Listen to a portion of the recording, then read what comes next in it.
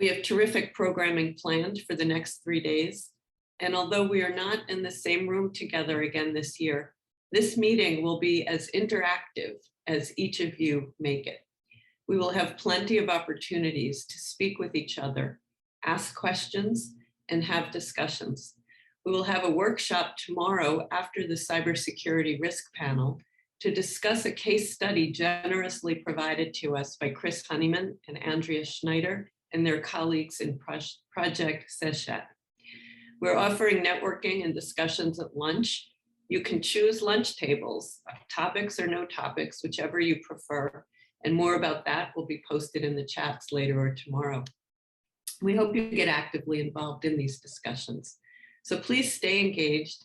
I ask that when the opportunity comes back, you leave your cameras on so the speakers and your co-participants can see you. Use the chat function to comment on what you heard or ask questions. We want to hear what you're thinking. If you're unable to make a particular part of the program, we'll be videotaping the program and making the videos available for replay to CPR Institute members. And we will let you know when those are available. I think this is one of the benefits of being all virtual. We do have that flexibility. To help with your experience, I call your attention to a document in the materials we sent to you in the email with your join link. It's called Helpful Tips for Enhancing Your AM22 Experience. And that's going to go in the chat as well shortly. Finally, I want to thank our sponsors for their generosity and support. Our co-chairs, Bruce Bird and Cindy Randall, and all of the speakers you will see over the next 3 days for the work that they have put into this fabulous programming you're about to see. And to the CPR staff for their tireless work in the background to bring you the annual meeting. And with that, I turn you over to Alan Waxman, CPR's president and CEO. Thank you. Thank you, everybody. My name is Alan Waxman, and let me repeat Ellen's welcome to our annual meeting. For a second year in a row, we gather across the internet to bring our community together. This year, the focus of our annual meeting turns to the field of technology, both as to how technology can facilitate dispute resolution and enable purpose, as well as to how it can be a source of conflict and disputes. Indeed, as the newest member of the CPR team, Ellen Waldman wrote to me relevant to the events in Ukraine last week. Yes, technology can enable marvelous things, but it also can be an adjunct to our worst impulses. We can do so much more damage with a smart bomb as opposed to a gun as opposed to a knife as opposed to a pair of fists. We have a remarkable set of thought leaders who will help us explore this duality over the coming days. And while our thoughts are with Ukraine and its residents under attack, I am reminded of the messages of General Jim Mattis, who memorably joined us last year at this event to discuss geopolitical conflict. General Mattis noted that the business community is uniquely positioned to help define and solve problems. Let us proceed through this conference with that challenge to lead in times of conflict in mind. In a few minutes, our keynote speaker will join us. Before introducing him, I would like to take this annual opportunity to discuss with you the state of CPR. Let me begin with a quick reminder to some and an introduction to others on what CPR is. CPR is made up of two divisions, the CPR Institute and CPR Dispute Resolution, both focused on managing conflict to enable purpose. The CPR Institute is the membership part of the organization, focused on driving a global prevention and dispute resolution culture. It convenes committees of members to share best practices and generate tools and resources for dispute prevention and resolution. It hosts global and regional events to enable networking and the sharing of ideas amongst leaders in the field. It publishes a monthly journal on topics of interest, and it otherwise advocates for expanding the capacity of dispute management. I am so grateful that we are joined in all of this work by our membership, which remains dynamic, inspiring, and committed to our mission. Amongst our newest members have been Honda, PMI, MAMG, Palo Alto Networks, and other companies, firms, and individual practitioners dedicated to managing conflict to enable purpose. The other part of the organization, CPR Dispute Resolution, is a boutique service provider that offers parties leading-edge services to resolve disputes by leveraging the rules and tools generated by the CPR Institute. Our administration has deep experience in dispute resolution and deep expertise across a variety of subject areas. And we also have our panel of distinguished neutrals, which is a deep bench of neutrals spanning the globe. We have been bringing greater distinction to the operation of these two divisions, given the different audiences they serve. The CPR Institute supports members and other constituents, while DRS provides services to parties and customers. Over the coming months, you will see that we will continue to take steps to drive this distinction in an effort to optimize the operations of each part. Today, I am proud to tell you that the state of CPR continues to be innovative, productive, and evolving. Evolving because the events of the last few years require CPR to adapt to support those imperatives that will bring most value to our community. And those 2022 imperatives are threefold: providing a unique forum for innovation and member engagement on dispute prevention and resolution, driving the growth of the dispute management field, and thirdly, providing more dispute management services to more parties designed to address the needs of businesses and their workers. In terms of providing a unique forum, we convene our committees to support the exchange of best practices for dispute management, and with a heightened focus on what work we can do together to develop innovative resources and tools to facilitate dispute prevention and resolution. For example, over this past year, task forces of the Arbitration Committee have updated our often cited annotated model procedural order for remote video arbitration, which provides guidance on how to conduct virtual arbitration proceedings. They've also updated our protocol on the disclosure of documents and the presentation of witnesses in commercial arbitrations, which provides parties options at the time of dispute on whether they want more or less discovery to be engaged and how to present witnesses and experts. Our Dispute Prevention Committee has worked with expert constituents on developing procedures for the use of dispute resolution boards, or DRBs. The Employment Disputes Committee, at the same time, has published our first set of administered employment arbitration rules and updated the employment-related mass claims protocol. Our newly launched Technology Advisory Committee has been a driving force behind this annual meeting. And our Healthcare and Life Sciences Committee has developed a manual reflecting best practices for mitigating risk in life sciences transactions, and is working with the Arbitration Committee jointly to develop a guide on best practices in arbitrating life sciences disputes. We also continue to support our international advisory boards in Europe, Canada, and Brazil to expand the reach of CPR.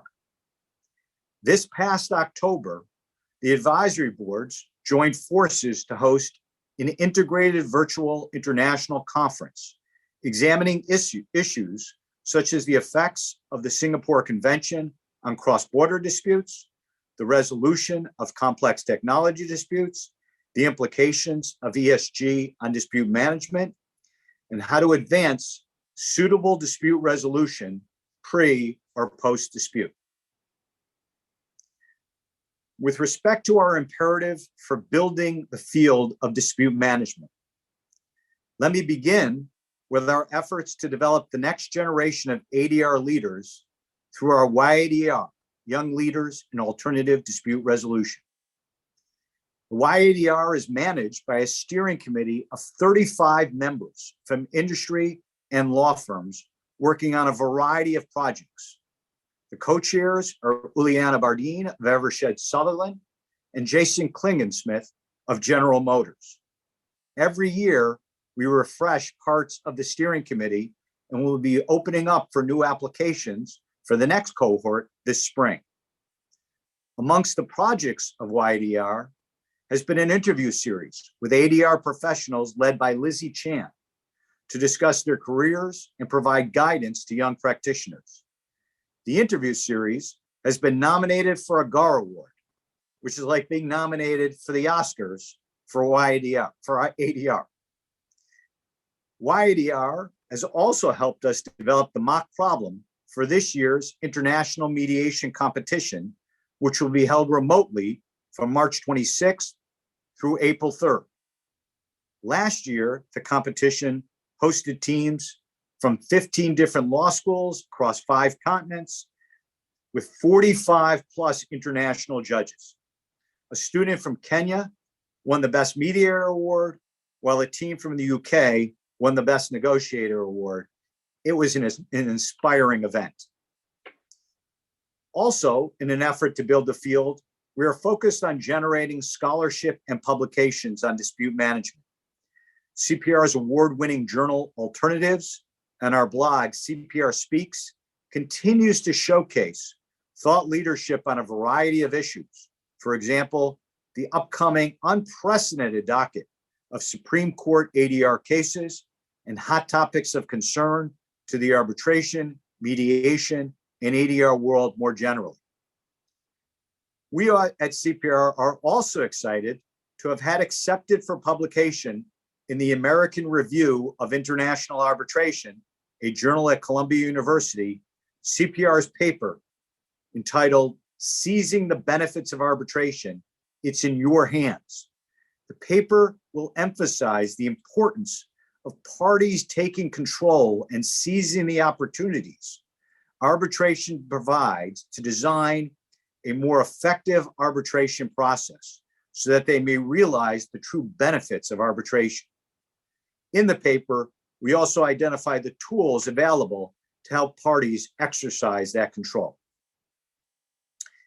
And significant to our advocacy efforts, we're excited to share that we have just hired our new senior member of the CPR team, our Vice President for Advocacy and Educational Outreach, Ellen Waldman. Ellen has been a professor in the field of mediation and ADR for over 2 decades. She is a former chair of the International Mediation Institute's Ethics Committee and task force member for the California Judicial Council's working group on training requirements for court-connected mediators. She also edited one of the still definitive texts on mediation ethics. Ellen will bring to us this expertise and continue to enhance the thought leadership of CPR through publications and presentations, collaborate with other thought leaders in academia, the business community, and the bar, and otherwise support our initiatives and committee work. As you may recall from last year's meeting, one of our key initiatives is dispute prevention. Last year at this time, we launched the Dispute Prevention Pledge for Business Relationships. We recognize that conflict is inevitable in any set of relationships, including business relationships. Dispute prevention, however, recognizes that this conflict need not turn into a value-depleting dispute. Instead, it seeks to put in place mechanisms to help identify the conflict in real time and find a solution that maximizes the value of the business relationship before the conflict hardens into a dispute. A number of companies, law firms, and other organizations have signed the pledge, thereby signifying to their business partners and the community at large a willingness to explore the use of dispute prevention mechanisms, as well as a recognition of the importance of dispute prevention for preserving business relationships and maintaining business purpose. While not universally true, it is apparent that law firms have been more reluctant to sign off on the pledge than other entities. Let me direct my comments to these law firms and encourage you to rethink your hesitation. Disputes are not going away, but you, as a business entity, and your clients will appreciate your endorsement of efforts to minimize those disputes that can be minimized and mitigated, and by finding better ways to identify conflict early on and preventing that conflict from draining resources away from your and your clients' business purposes. As someone who spent a great deal of time in law firms and businesses, trust me on this, your clients will appreciate it.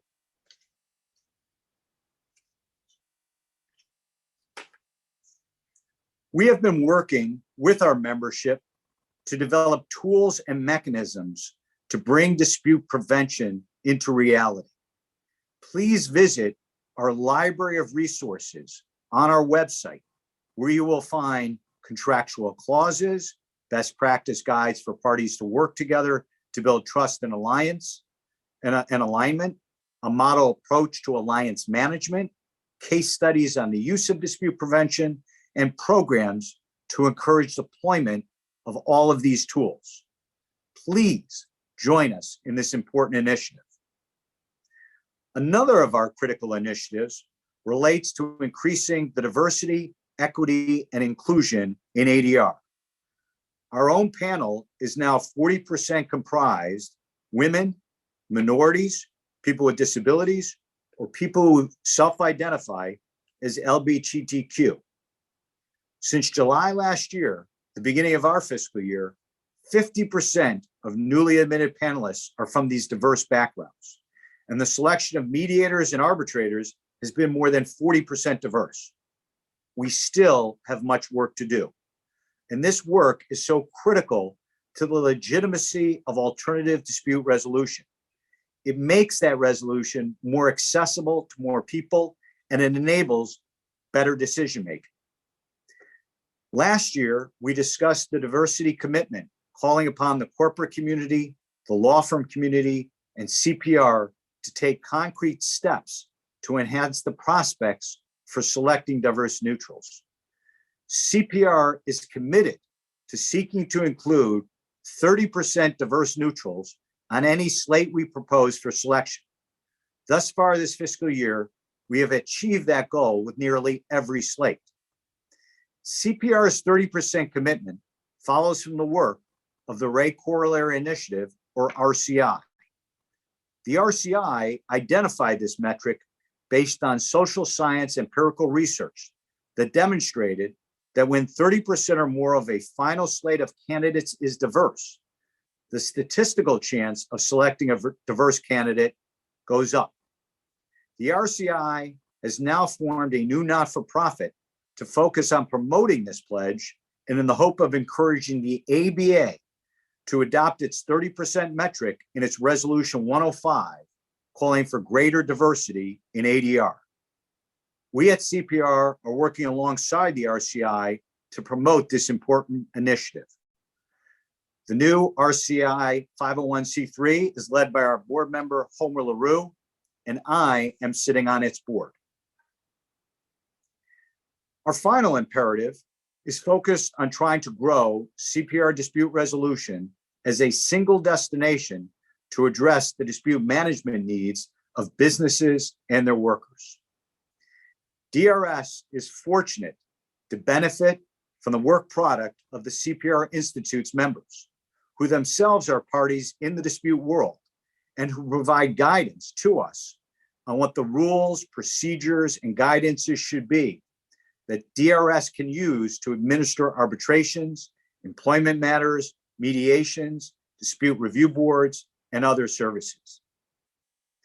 We at CPR Dispute Resolution are also excited to now have entered into a new arrangement with Mediation, a legal digital environment developer led by an expert in dispute resolution that has designed a state-of-the-art end-to-end case management system for dispute resolution. They are configuring their platform specifically for CPR Dispute Resolution's suite of services.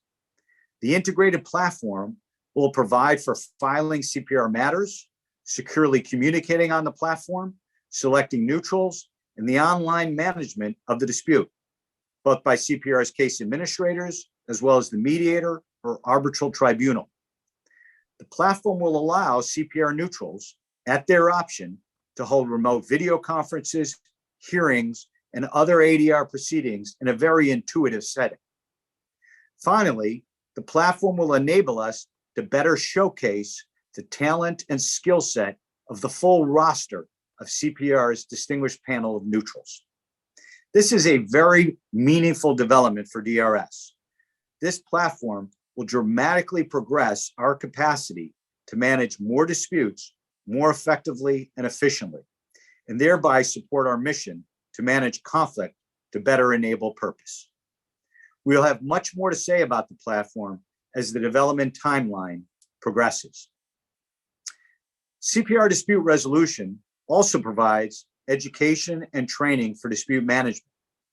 We have developed a CLE training on innovations in ADR, including on dispute prevention options for use in negotiation and contracts, on other clause drafting tips, as well as educating on dispute resolution services and offerings to help parties seize the benefits of arbitration. This training is for members and non-members. Please reach out and let us know if we can come and provide this training to your organization. In addition, and in light of the pivot to the virtual world for many arbitrations, we are also developing a skills-based program, arbitration advocacy skills training for the virtual hybrid world. As many of you have come to appreciate, advocacy in the remote world requires a different set of considerations than in the in-person world. This program will bring together those experienced in that world to provide a series of sessions on advocating as part of different aspects of the arbitration proceeding.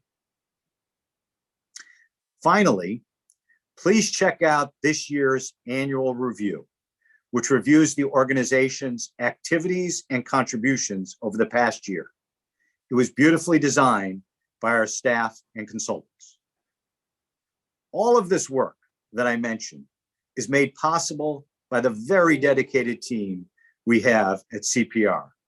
I am indebted to all of them for their tireless efforts in promoting less conflict and more purpose. Now, let's turn to our 2022 annual meeting.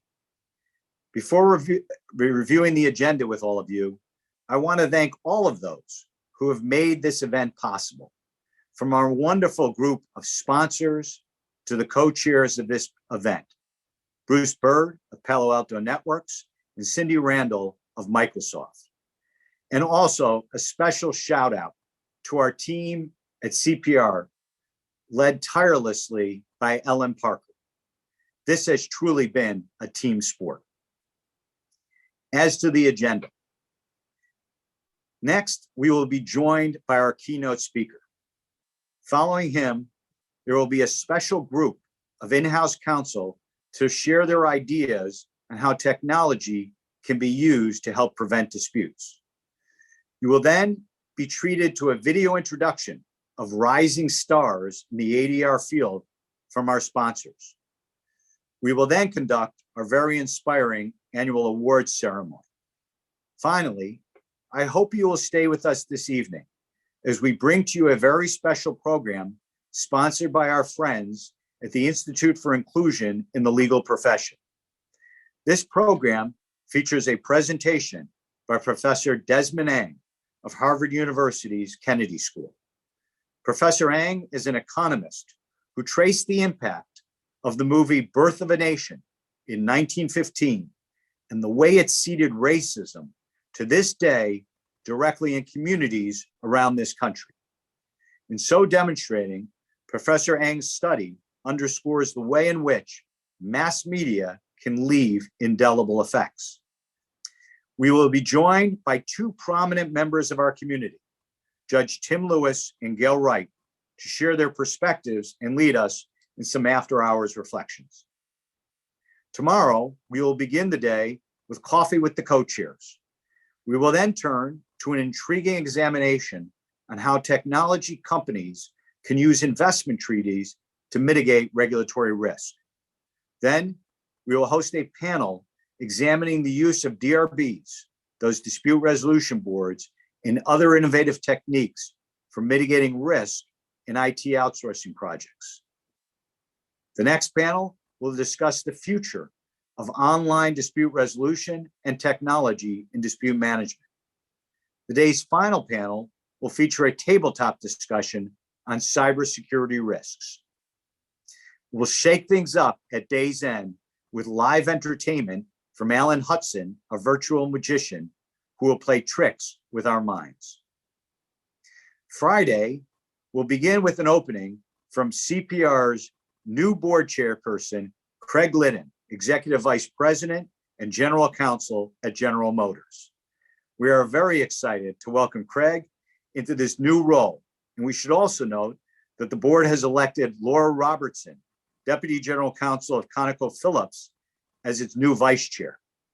Craig and Laura will make for quite a dynamic duo in leading CPR. A special thank you to our outgoing board chair, Tom Sabatino, General Counsel of Tenneco, for his dedication and leadership over the last 2 years. The first panel after Craig will discuss the implications for conflicts in healthcare with the advent of greater use of technology. We will then have our ethics panel on staying technologically competent in a rapidly changing environment. After lunch, we will have our annual Hot Topics in ADR, and our closing panel will examine the risks of implicit bias in artificial intelligence and predictive analytics. Closing remarks will come from our co-chairs, Bruce and Cindy. As Ellen mentioned, in and amongst these panel presentations, we'll have our networking opportunities with one another and with CPR. So sit back, or better yet, stand up and get engaged with us.